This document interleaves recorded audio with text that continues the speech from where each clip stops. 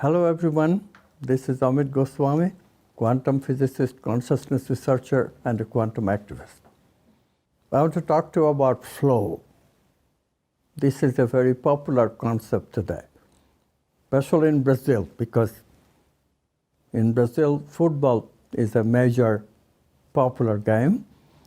And in football, the players often exhibit magic. The magic is called flow. It's like they could not make a mistake. The same player dribbles and scores and dribbles and scores and just cannot miss. The flow is so wonderful that even the spectators get into the flow. Basketball game, the same thing happens. In golf, amazingly, same thing happens. Golf is a long stretch of game. It's hard to imagine that somebody would be in flow for that long stretch, but they are.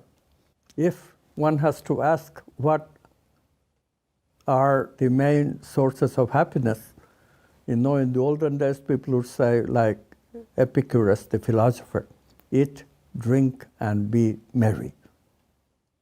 I won't spell it out what being merry means. But now there has to be a fourth one to be added, flow. But what is flow? What is the science behind it? I have been researching flow ever since I had the experience myself, except of course in my childhood, I used to play football, and so I had that experience then too.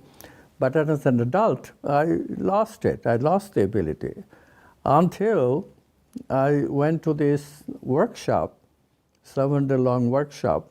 At the end of it, we're all in kind of workshop energy, kind of euphoric.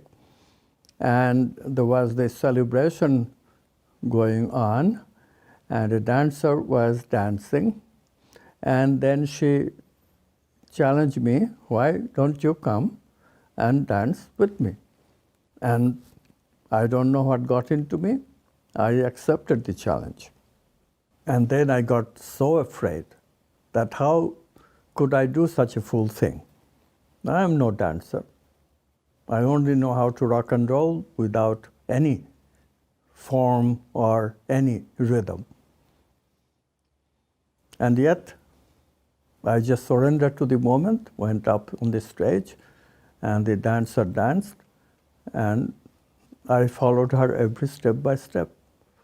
But I was not doing it. My feet were doing it.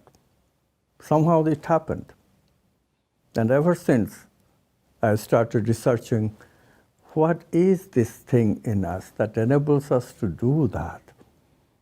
There has to be a creative part which inspires, and then has to be a part which responds in sync, because they're not really separate. They're just two different ways for the same consciousness to do things. Then I discovered quantum worldview, and the quantum worldview told me the answer. Yes, we have two selves.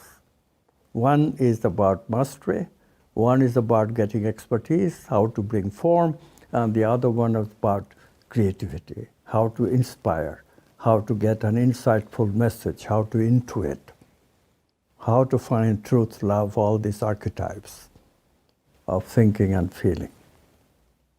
When the two combines in an effortless, seamless way, when one becomes the other without any boundaries, that's when flow is.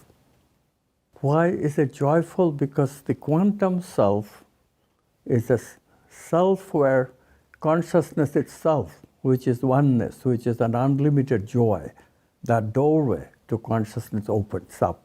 That's what quantum self is. It's a doorway to joy. So joy descends. And in our ego, we give form to the joy. And this giving form to the joy makes it accessible to another person to enjoy, to become one with the joy that was created, the flow that was created, the happiness that was created in that product. This is why we love to watch football where there is flow, golf where there is flow, dance where there is flow, music where there is flow. But I didn't end there. Next question I asked, can life become such a flow? I became determined to discover, how can I make my own life into a flow in which inspiration and perspiration will join together effortlessly without boundaries? Can one live like that? It took me a long time. But you know, if you explore these archetypes, love, for example, or wholeness, those are the two archetypes plus truth that I have explored in this life. And I found out that once you have a breakthrough, such breakthroughs we call quantum leap. Once you take the quantum leap and discover the archetype directly, and then you try to manifest it. This is the manifestation stage of creativity. In that manifestation, inspiration comes and the ego executes the inspiration. And if you do this with enthusiasm and perseverance together, if you do this without thinking about accomplishment, without thinking about anything, just surrender to the moment, then flow. If you are confident in your mastery and you are ready to fall into the inspiration, surrender to the reality of the moment. That mastery will come through. Have faith in yourself. And that's exactly what happens. The inspiration and the mastery that the ego provides work together in such a way that it seems there is no boundary anywhere. The poem is writing itself. When I write prose in that flow, the prose writes itself. The feet dances by itself. The basketball leaves the hands of the player by itself. Same for the football. The person is just being the instrument of the inspiration. And all that perspiration is making the surrendering possible. Can we live like that? Can we live that, yes, we have expertise in what we want to live? At the same time, can we live the inspiration of the moment? Yes, we can. Yes, we can. When we try to embody archetypes such as love and wholeness in our life, that's exactly what happens. The moment of life becomes a flow between the inspiring part of us and the perspiring part of us. And what is revealed as that there is no boundary, there is no separateness anywhere. We give the separateness by bringing the concepts of this and that and cannot do and can do and all this. All we need to do instead is to develop the mastery and surrender to the inspiration. Then life. Live life this way. Flow, the ultimate experience.